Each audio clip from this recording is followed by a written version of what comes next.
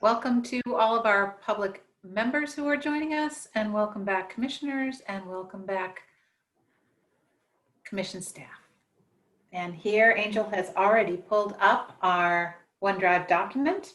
So we will follow the exact same process that we followed this morning. This time we'll be starting with question 7, which is what areas of commission policy need to be updated. And you can turn in your document your agenda insert. Question 7 begins on page 24. 24 and 25 provide the charts, and then read on from 26 to 29, page 29. So again, we'll take 7 to 10 minutes to read through this data, and we will come back and have our discussion. Thank you.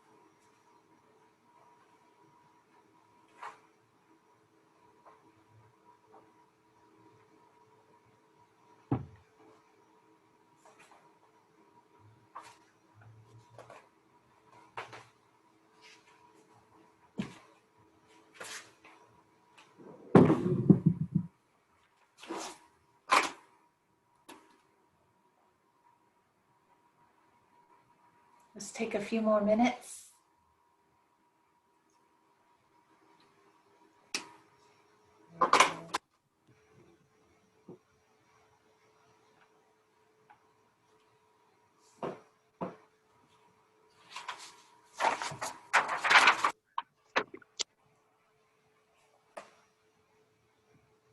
All right, how are we doing? I want to make sure we have time to talk. We have until 2 o'clock before we're going to turn ourselves on to question 8.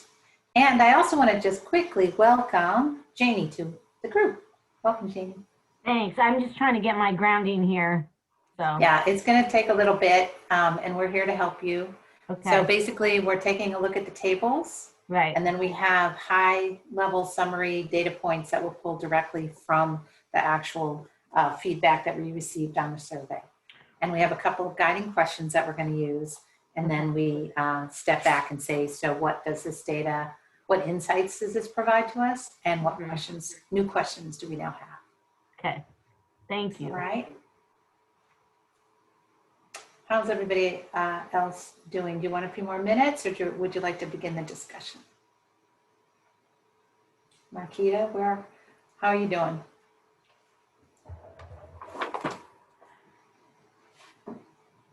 I'm ready. Okay. Everybody else, Alicia, you good? John, all right. We are going to begin the discussion then. Who would like to jump in? Angel, are your fingers ready for typing? Yes, there you go. All right, who would like to go first?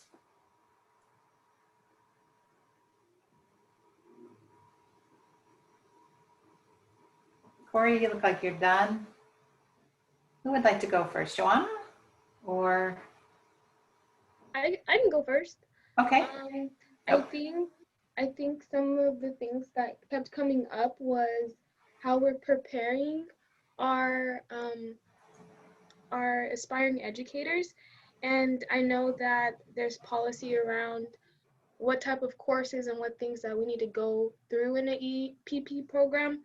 And I think some things that I thought were noteworthy, especially right now, is like technology prep. And I know that's already something that's required, but maybe giving a little bit more specifics on how to even transition with technology and in classroom support, especially now that some folks may be transitioning. I know I'm going to be transitioning into the classroom. Classroom management, learning how to do that on both platforms. Also anti-bias, that came up a lot, having courses about systematic racism, institutionalized racism, historical situations within different districts. I think it's important to know about the community that we're working in. So just highlighting that, and it can look different at different institutions, but those are some things that I thought were really good to bring up here. I'll add to that. Go ahead, Alicia. God, what's wrong with me? It's freezing cold in my house too. So I'm like, I don't like to be cold. Anyway, there was some talk about teacher mental health and really taking time to understand that teachers are suffering too, and how can we stop, before it gets to the point where it's too much. And so that was important. And then under diversity, equity, and inclusion, just trying to remember to have that lens of, racial justice when we're making policies, whatever the issue is before the commission, to make sure that we're doing our best to look inside ourselves and make sure that what we're doing is is racially just. Mm-hmm. And then I had a question. So I didn't understand, under the diversity, equity, and inclusion, number 11, it says, consider relationship between Cal TPA and anti-racist preparation and the impact of Cal TPA on diversity in the workforce. I didn't understand if the responder was saying that the Cal TPA itself is somehow racist. I didn't understand if that's what they were saying, or if they were saying using the Cal TPA and adding a piece specifically toward anti-racism. So I just didn't know what that person was saying.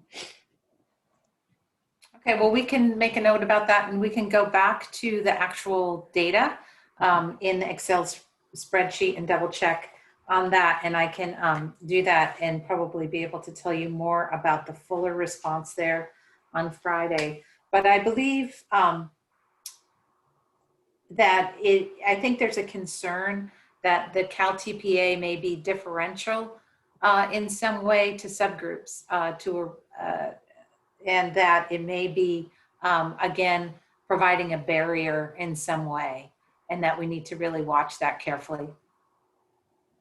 Amy, that when I read that, that's also So what you thought? I've heard that from colleagues.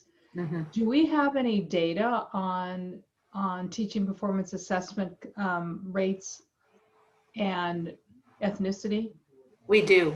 So that we have it for the commission's model. Ed TPA also has it. Yeah. FAST also has it. And we will be bringing up, just as an FYI, for the first time, now that we've had our comparability study completed from last year, and we can say all 3 assessments are valid and reliable for the purpose they were designed for, and comparable, that we can bring forward that data. So there will be an item this spring that looks at that data, and we will drill down to it. Now, within our model sponsored program, the commission's program, which is the only one I can speak to directly, is we watch that data every month as we get new data coming in. We're watching that. And so far, we're not seeing disparities. Okay. And But that it needs to be watched all the time. Yeah. We need to communicate that, because there is this theory out there in the field that in fact the performance assessment does have a disparate impact on candidates of color. And so if in fact the commission sponsored one does not, let's share that with the field as often as we can. Yeah. And to add on to that too, even when it comes to passage rates. So like if we're passing the Ed TPA, are candidates passing at the same rate as they're passing the Cal TPA? Because I know that was like, I believe it's a data point that was at the last October meeting, was showing about the Ed TPA and the Cal TPA. And I feel like it was in one of the graphs, and it showed that the Cal TPA people passed it more than the Ed TPA. So I think it's also being transparent with that as well, of like which one is actually more passable and who's passing it. So that's cool. All good. It's cool that all you good all are data doing to that know. data. Yeah, it's a good point, Corey. And Angel, I think you caught that. Yes. Well done. Johanna. And it's actually Johanna, just so you know. Johanna, I'm sorry. I apologize. No worries. Johanna. You don't ever hear it said, my first name said. So I apologize. Johanna. follows a bit on what is just said, but I do think it's quite remarkable in how many different ways, I'm just going to say DEI issues writ large come up in terms of suggestions. I mean, we have a called out portion, but then in the educator preparation portion, there's a lot, and talking about engagement with families. So I just think that's really rich opportunities for us to be thinking about as maybe Corey or well, somebody had just said about how basically every single aspect of what we can do, we can think about what that means in terms of diversity and equity inclusion for our workforce, for our students, for our families, et cetera. That's one comment. And then the other thing goes back to what Alicia was saying about that credential holder mental health and wellness came up a number of times. And this to me brings up a bigger issue that I do think we really need to keep front and center, which is retention. We've been talking a lot about recruitment, but of course, retention is the best way for us to keep our workforce large enough and healthy from keeping good teachers. And so anyway, that's just something that I would highlight, is thinking about what are the things that relate to how do we keep people in the workforce, and certainly mental health and wellness are one, part of that. Yeah, absolutely. As I was looking through across all this very intense and thick data, I kept wanting to have a retention category. So it is good you brought that up, because I'm like, well, where are we talking about, retention is an issue. So how are we going to categorize that? So we'll make sure we capture that in the notes, see if we need to bring that one up and have maybe a 16th category. Alicia, Can I ask? Please jump in. I just want to ask something. So along that educator preparation piece, I kept looking for the piece that talked about more mentoring and observational time in the teacher preparation program for opportunity for candidates to go into other classrooms and just sit and observe and get feedback. I mean, I don't see it anywhere. It's so critical. It's really the closest it touches upon is number 10 on the bottom of 26, build relationships between educator programs and ELAs and the importance of districts supporting candidates in clinical practice through a variety of observational experiences and opportunities. I think that's more than the book learning, being in the classroom. The more opportunities we give candidates to be in the classroom experiencing it, the better flavor they get. I thought that there are a handful of comments across the questions around clinical practice, but you bring up a really good point. It is interesting. Maybe this is goes into our insights column, Angel. Yeah. What Janie said, which is, why don't we see more about that? Yeah. Why has that not come to the forefront in this set of data? And again, right, every data set has its own sort of personality to it, but for some reason, I completely agree with you on number 10 there. That was the one place that caught my eye. Anybody else see it anywhere else? Aaron or anyone, commission staff, want to jump in here?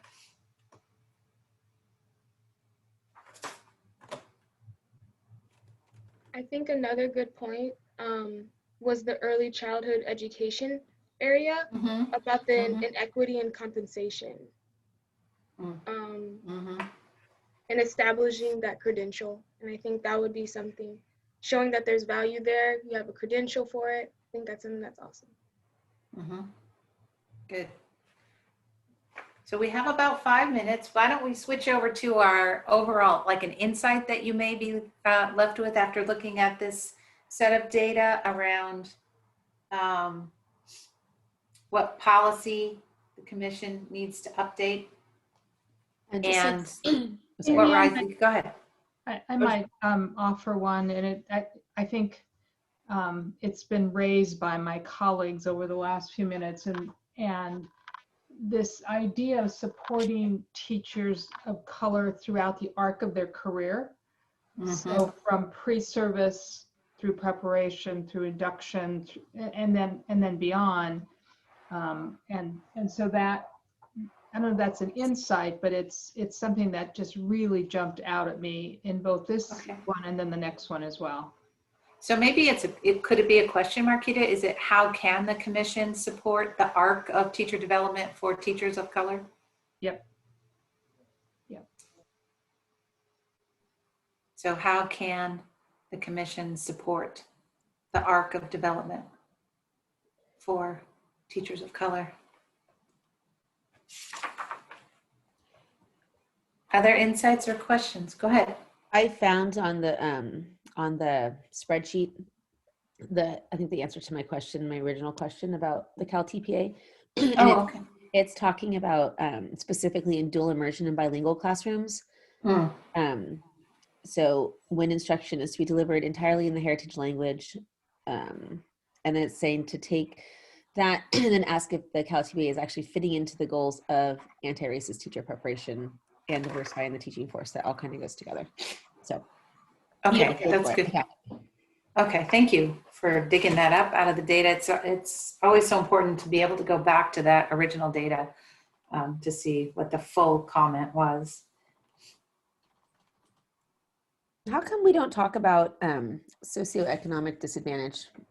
You know, we talk a lot about color as being something that is holding people back from being able to become teachers. And I actually get offended by that because as a person of color, I feel like that's like saying that I'm not smart enough on my own to be able to be a teacher. And I don't like that. And really, I think one of the bigger issues is poverty and lack of access to resources.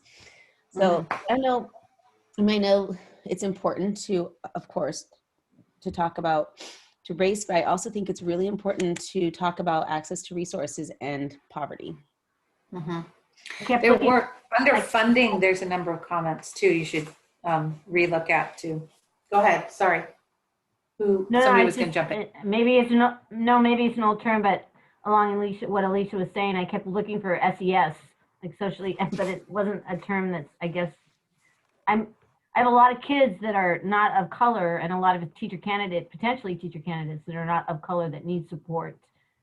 So I really hear that point. But sometimes we see it under the everybody. testing. Yeah, under the testing and the performance assessment categories too, where it says, please decrease the fees. Fees are a barrier. Collect information and advocate to reduce the financial burden on teacher candidates, including testing, is what it says on page 26, number 1. Yeah, I saw that, Yeah. But let's cut that and make that a question. Angel, move the question over. Why aren't we thinking about SES? It's still a term used, I think. There may be a newer term, but we can shorten it to SES, socioeconomic status. Others, go ahead. I heard somebody speak up. Is it Alicia or Alicia? Alicia. If I'm in trouble, it's Alicia. If I'm not, Okay, so it's Alicia.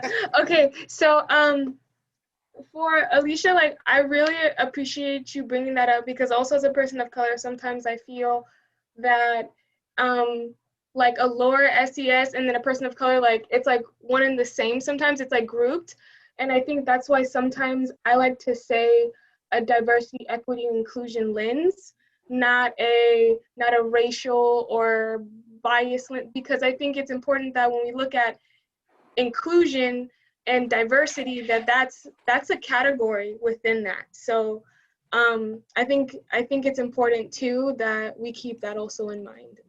or can you say that again? You said diversity, equity, and inclusion. Inclusion. Thank you. That was great. I'm writing that down.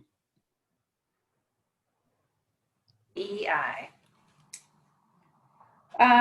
Anyone else want to add here? I'm looking at our time. We're at the top of the hour.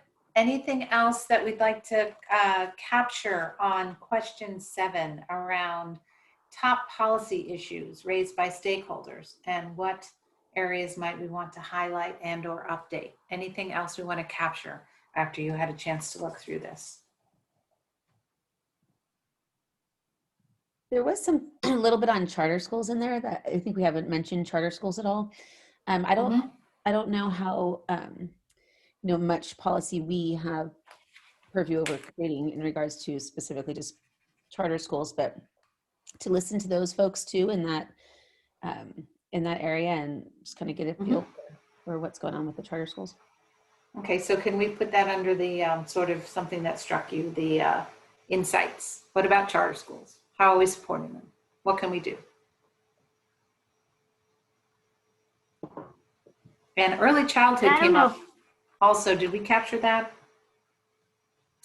I think in the comments we did. I'm sorry, go ahead, Janie. Or who was that? And I don't know if this belongs in the same place, but like alternative curriculums, just providing a more of a open pathway for candidates to get into these alternative curriculum schools that may not be charter schools, maybe totally under the umbrella of districts. Just opening up that pathway so that teacher candidates can see a wide variety of learning and curriculum. Okay, so maybe more of a question. How can the commission open up pathways? Yes. So maybe just put that under questions, Angel, if you don't mind. All right, last call. Any other last thoughts we want to kind of capture? Again, remember, we'll come back and continue to think about this data together. Are we good? James is giving us a heads up that we have 30 minutes left. Let's go ahead then and turn our attention to our final question for today, question 8. And in question 8 now, we're thinking about, with our stakeholder feedback, these particular questions, a few more questions than we've had on our earlier survey questions. So what policy areas, if any, should be taken up by the commission? And some things to consider. What are the top policy issues raised? What policy areas should we highlight? What challenges do these pose? That's kind of the new question for us on question 8. If these policy areas rise to the top, fantastic, and maybe we really should absolutely focus on them immediately. But what challenges will that pose to us, if any, that you're thinking of at this point in time, at least? And then how would the broader state of California benefit? If the commission were to bring forward new policy, how might it impact the state of California, all of our stakeholders, all of our constituents, all of our teacher candidates, all of our educator candidates, if we put it in our strategic plan? So let's again take some time to just quietly read through the data, and I can let you know that the data is available for you starting on pages 30 and 31. You'll find the same set of charts, and then followed by our written summary starting on page 31 and wrapping up on page 34. Thank you, everybody.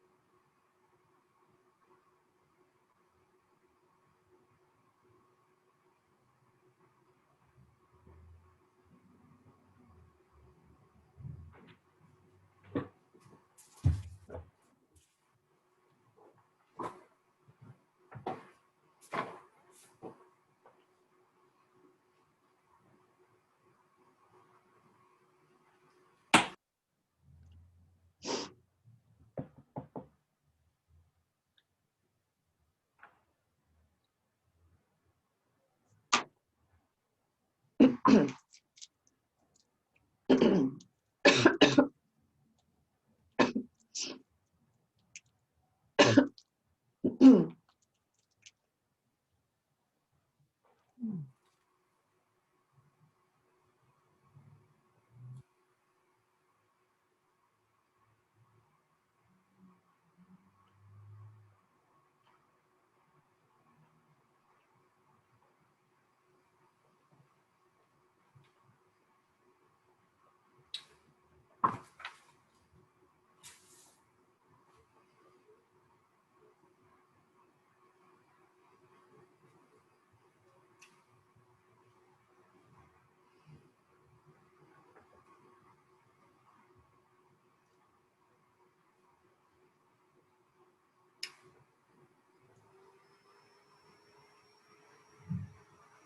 few more minutes.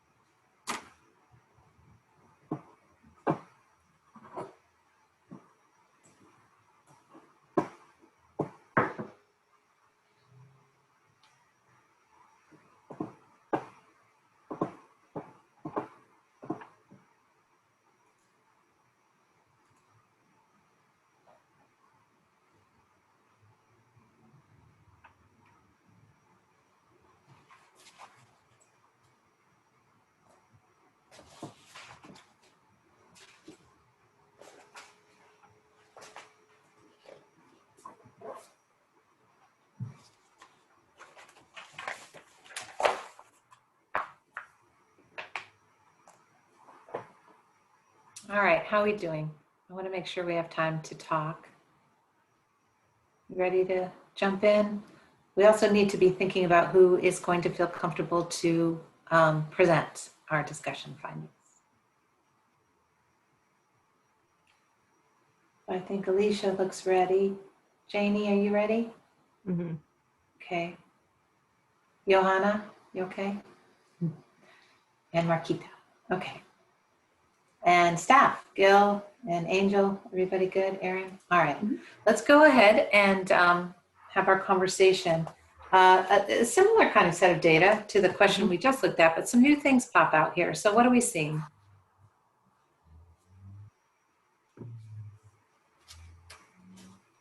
I'll go ahead and jump in and I'll tell Amy and the rest of my colleagues, need to leave at 2:30 for another meeting, so I won't be able to report out. Okay. So just saying that right up Okay, front. thank you, Marquita, for letting us know.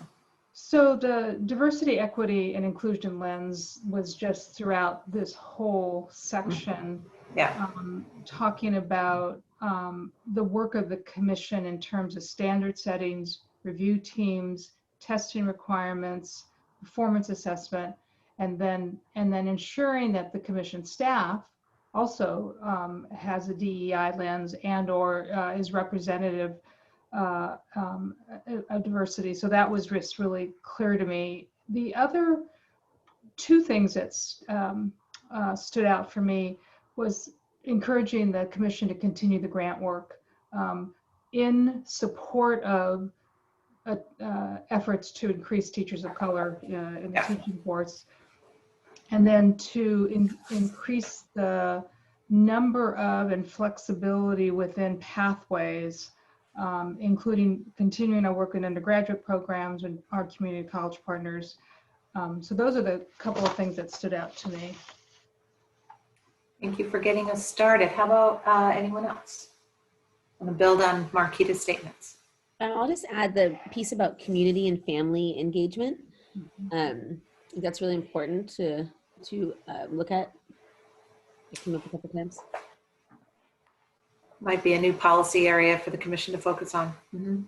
Yeah, definitely has been coming up as we've been engaging with the parent organization network more and more recently. So I think that's beginning to happen, which is a good thing.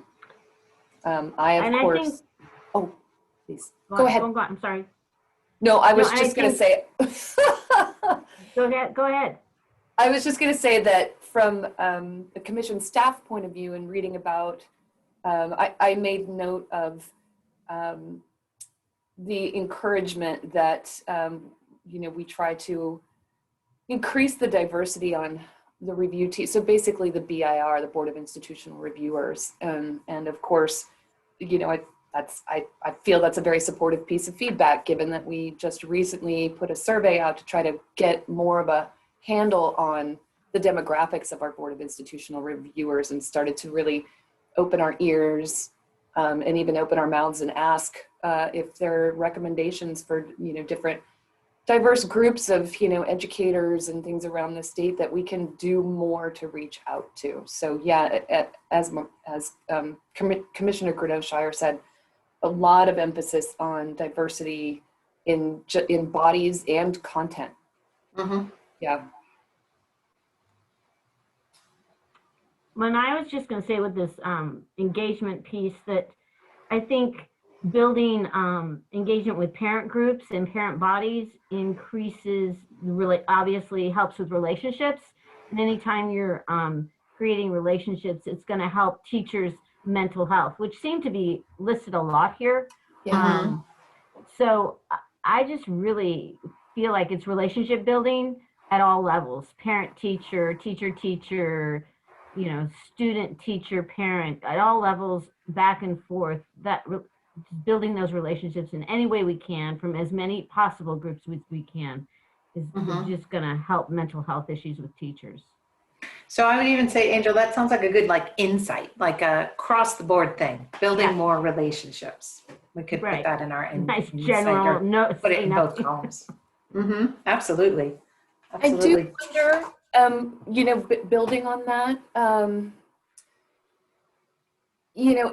I wonder about the timeliness of this survey in terms of the effect it has on some of the feedback we're getting, because we're in a global pandemic right now, and people are very stressed out, and mental health is being stretched, and so I wonder about maybe the need to unpack that a little bit more over the next year, as hopefully we come out of this pandemic and find out maybe a little bit more about what the most authentic needs are there. I mean, right now people are feeling it for sure, and it's real.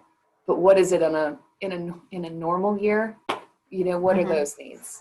I think it's pretty high, even in a normal year. I was going to say, thinking about data we collected 20 years ago on induction and new teacher development. There was this interesting curve chart that came out of the New Teacher Center that we used to use with everyone that really looked at well-being. And it's just, teaching is exciting and challenging and exhausting and emotional. And we need to take care of our teachers. And we need to go ahead, Janie. And we need to support those candidates. So we don't scare them away by what they see. Good point. So well-being, huge thing that starts to show up, and it's an area that we can pull into our column to say, this is an area for policy consideration. How about other things that you're seeing in this set of data?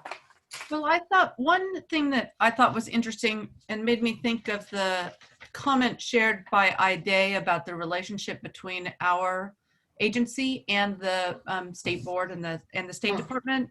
Was the comment that was brought up in two different places, saying intentionally creating policies to increase the advantages for and presence of educators of color in California classrooms and schools. And that being able to create policies that create an advantage to having teachers of color, our ability maybe to move the needle on that is maybe restricted through certain, to perhaps some of our grant making programs, to creating more inclusive educator preparation programs and decreasing barriers. But really, this to me speaks to something that might be more the State Board of Ed or the State Department of Education with their funding and policymaking and so on, you know, within their mandate. Anyway, it just made me wonder about thinking about what are the possibilities of collaborating more closely on a major policy goal like this? Do we have restrictions on doing this? Is this done very regularly? And so we're kind of as closely aligned as we could be on this big goal as we could be. Anyway, made me think about that question. Mhm. That brings up for me, Commissioner Hartwig, the reminder that of, you know, how equitable is the cross-pollination between the State Board of Ed and the Commission, insofar that the State Board of Ed has a seat at our table, and perhaps we, you know, would benefit from having a similar kind of presence within their meetings. I mean, I realize we get a wonderful report out, and certainly with Heide Rodriguez, I expect that that will continue to be a really nice open line of communication, but having maybe a seat in the room while they're having their own policy discussions could be beneficial for both our agencies. Yeah, good point. And again, Yeah. Angel, sorry, but how about move that over to our question column and also maybe the back end of Janie's comment. Let's check. We have about 10 minutes left together on this item. And again, remember, we will keep talking. I know this has been a lot to absorb. Yeah. I might offer a reflection based upon what I've just heard from my 3 colleagues, I think 3 or 4 colleagues. You know, these multiple pandemics, I think, of COVID and racial injustice, and then the economic recession, if we add that, they have really shone a light on disparities that have been present in our schools for a while, as it relates to students of color, as it relates to teachers' mental well-being. And so it may be that we're at an inflection point to work with our other state colleagues, whether it's State Board or CD or the governor's office, to, as I think Johanna said, to really think about policy that is going to result in teachers of color wanting to come in the field and staying, so that I really like this idea of what would a collaborative policy making effort look like in California. Maybe we're at that point right now to do that. And the commission certainly has a huge role to play, along with, you know, higher ed and district folks, in making that happen. And then the last thing I would say is there's currently a higher ed consortium group that's meeting with the governor's office, and includes CSU reps, AICCU, UC reps, and then some other community-based organizations that are looking at access and success for students in higher education. So there's a model out there that maybe we might want to think about. So that's a great suggestion, and it's not really captured. I haven't seen that kind of directness in the comment here, so it'd be great to capture that under an insight, perhaps. So maybe, Marquita, we can paraphrase it for Angel. So what would it look like, or you were saying that there was a model that we could investigate, so what right? would That's already underway. Statewide collaborative effort to recruit, prepare, and retain teachers of color look like? And then who's part of that collaborative? Commission, State Board, CDE, higher ed, school districts, so that there is this concerted effort to develop policy around these issues that have been surfaced during these pandemics this past year. There is a, well, I don't want to take us off track. There is a Assembly Select Committee on the status of boys and men of color. It's been around for a number of years. I don't believe that there is an equivalent for women of color, but you know what? I'll bet there is, actually, now that I'm thinking about Assemblymember Holly. Anyway, and I wonder if some of these legislators as well, sometimes I think if we don't have some of the lawmakers, and I mean, besides the governor's office in the room, that the push, I mean, they're the ones that often push things through. Anyway, Well, it just reminded me of that particular committee, yeah. a good example of that, Aaron, is Assemblymember O'Donnell got funding for a center to close the achievement gap. It's now called the Center to Close the Opportunity Gap.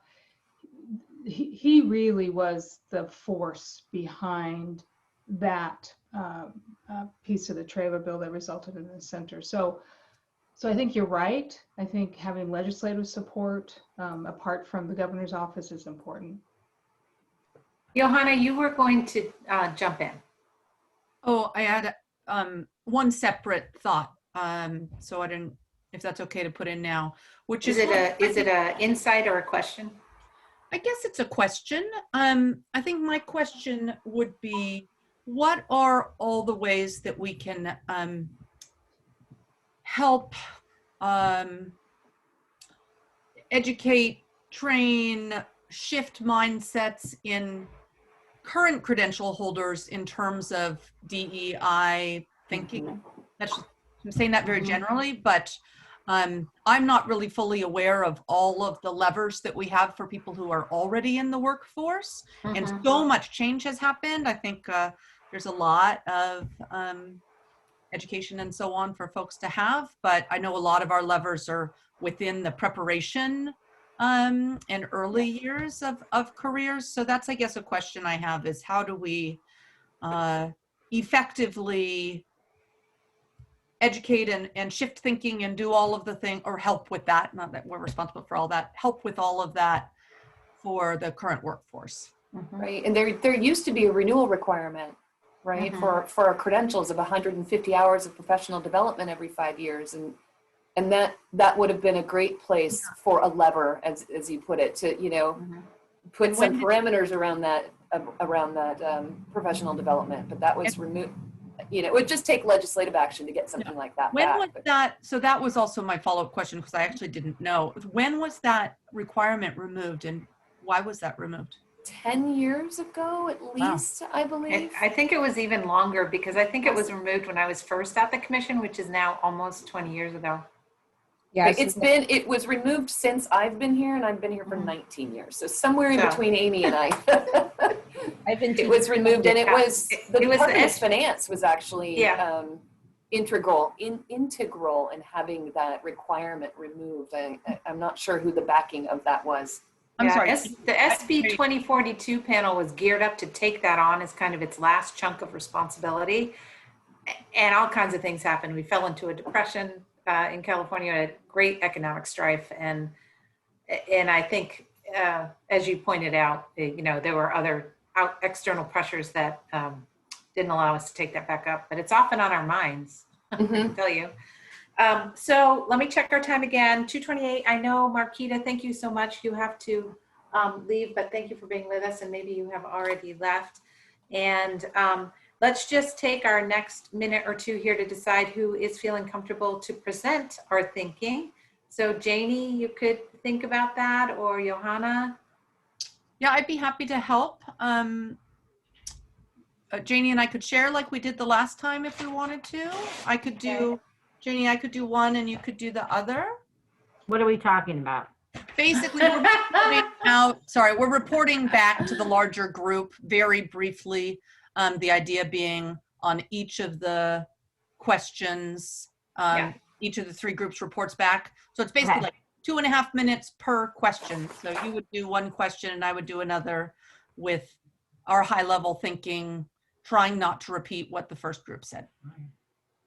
Oh, I'll do my best. Okay, well, you are a trooper. Thank you for being brave. I also wanted to just take, I'm we sorry. have like 1 minute. I want to come back to Corey. You didn't say as much this time. Did you want to add anything else, Corey? No, I think a lot of you hit on a lot of things. I know that I was gonna mention the DIE things that we talked about earlier Okay. inside. So I was like, oh, we already mentioned it, and then we mentioned the support too for our teachers from to the beginning to finish. So I was like, okay, we hit on pretty much everything. And I really like, and I know that this also aligns with what Marquita said in the earlier questions of supporting our educators throughout their process. And I think that starts at recruitment, from recruitment to beyond. So us having policies for that too. So yeah, I say yes, amen to all the things. Okay. Janie, My summary, by the way. Yes and amen to everything. There you go. Janie, Johanna. do you want to do number, Janie, do you want to do 7 or 8? I'll do 8 so I can watch you do 7. Okay. Good idea. And we're group 2, by the way, Janie, so you'll get to see group 1 go too. And this document that you can see now, it will be pulled up for you to read from. Oh, that's, yeah, I was wondering about that. Okay. You don't have to keep it all in your mind. Wow, I you did my guys are best. awesome. Look it, we finished with like a minute to go. Any last thoughts? What a great group. Oh, I have one more thought. There you go. What is it? There was the engagement one for parents. I don't know if that was the earlier question or this question, but I had a question of like, do we get any data from parents? Do we get data from parents about the quality of teachers or the commission? Like the quality of teachers. Not at this time. Erin, Angel, Are you talking about the feedback on the survey? just in general, I think. No, she just in means just anywhere in general. at all. Yeah. Because it was talking about like how we want to start building that engagement. I was just kind of wondering if there was any data on their views. Not through the accreditation process that's coming to me immediately. So for instance, we don't interview parents of students during site visits, and there is not a survey for them on a regular basis from the commission. So not yet. Let me put it that way. Not yet. I can tell you though, Corey, on our special education performance assessment design team, we have a parent member. Yep. And, oh, really? That's awesome. We have a parent member, and she's been really super helpful in our discussions. So, you know, I think that is a way that the commission could expand as it thinks about who's on our panels and things like that, that provide the expertise to our work. So we do have a parent on that panel, just so you know. That's so cool. Thank you. But I'm sure, you know, just as you've pointed out, you know, candidates themselves we need to talk to you directly, and parents and families and guardians are the other group that we need to kind of, you know, embrace and bring into the conversation so that parents know what the commission does and the service we offer. How about anything else? Any last question? I just can't believe that we have not been summoned back to the main room. One very short, and it's more just a question to throw in there, not okay. need to discuss because we're about to go, but I was interested in this question about having a code of ethics. Yes. Required, and that is something that came up sometime in the last several, there was one commission meeting where this came up as well. So anyway, I'm just bringing that up as I thought that was something interesting, and I would love to learn some other time about whether there's ever been work done on that or that exists already or whatever. So a national committee put out something, InTask is their short name, on a code of ethics. And we looked at it and we're like discussing it kind of thing. It's like, but it's an ongoing thing. It's been a year or so that we've been thinking this one through. So if we have it in our notes here, we can make sure that we resurface it again and think about whether that's something. And Gil, I don't know if you wanted to jump in real quick. We have 36 seconds. Anything on that code of ethics?